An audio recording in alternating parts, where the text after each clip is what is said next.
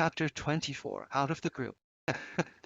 Han Yimo chuckled bitterly. Dr. Xiao, you're overthinking it. As a novelist, the last thing I want to talk about is my own work. If I have some free time, I want to temporarily forget everything about my work and just relax.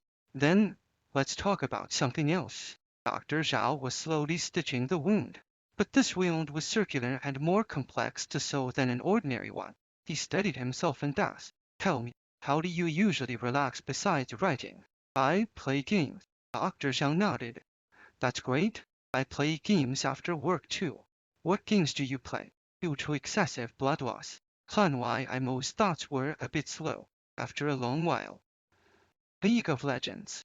There's a female ninja called Akali in it, and I really like that character." "Oh?" Dr. Xiao smiled. "What a coincidence. I also play League of Legends, and I really like Akali too." Although he spoke in a calm tone, everyone could see his hands trembling slightly. After so many years in medicine, this was the first time he was stitching a wound without anesthesia while the patient was awake. It was unclear whether he genuinely liked the character or was just trying to keep the conversation going with Han Yimo. "Dr. Xiao, you like Akali too?"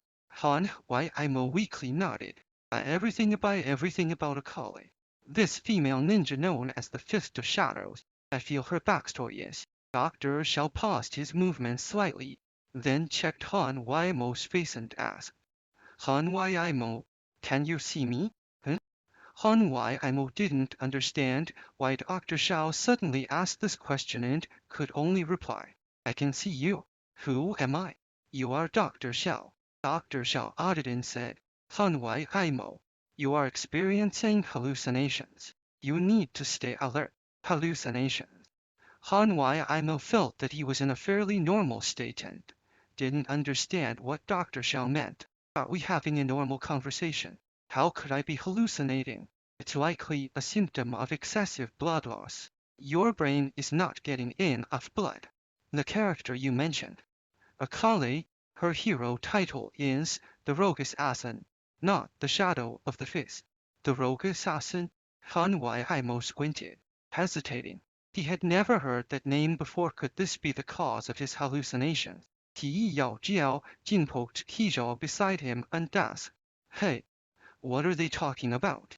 "I don't know." Kijao shook his head. "I don't play games, so I can't understand."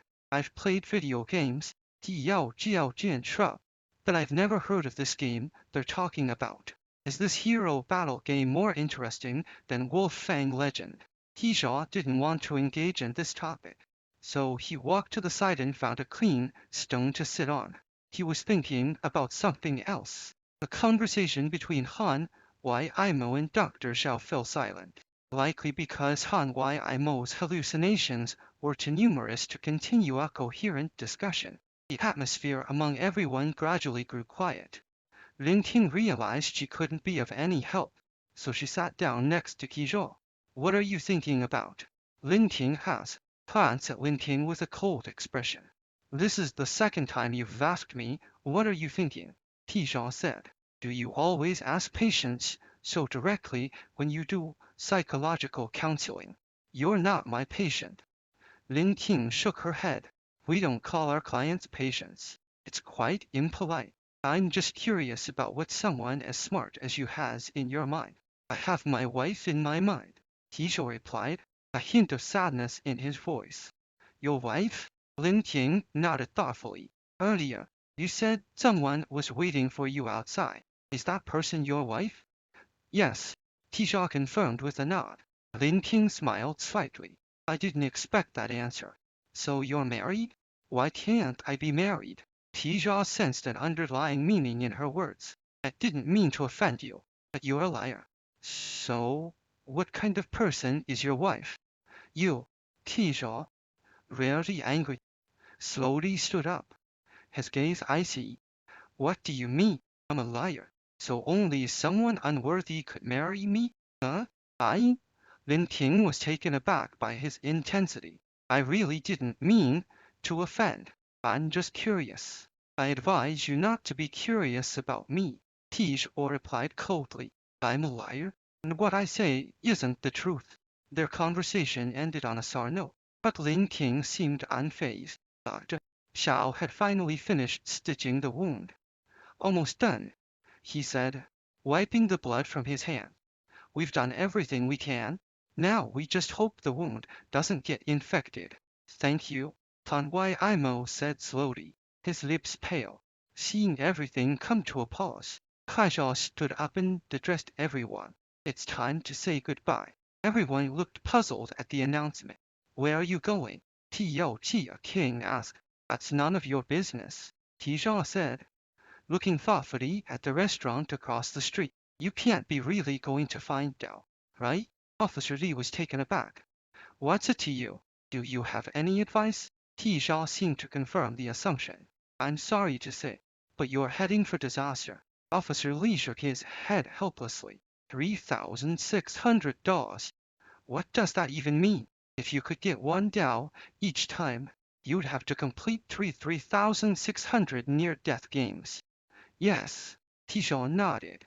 It sounds incredibly unlikely, but there's still a chance, right? Li Qian, Officer Li sighed. In 10 days, 600 games, an average of 360 each day. Even if you did nothing else, you wouldn't have enough time. Plus, you could die at any moment in the game. But if you do nothing, you only die after 10 days. After a pause, he continued. And this death is based on the assumption that what Ren Long said is completely true. In other words, we might not die after 10 days, and this place might not be destroyed. Even if you find all three, $600, he still might not let you out. I understand the reasoning.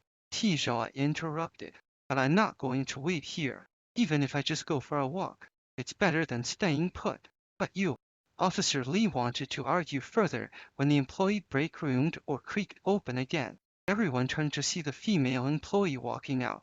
She was completely naked, covered in grease, holding something in her hand, her emaciated body resembling just bones. He frowned slightly and took off his jacket, draping it over her. She turned to the men, her face slightly angry. What on earth did you big men do in that room?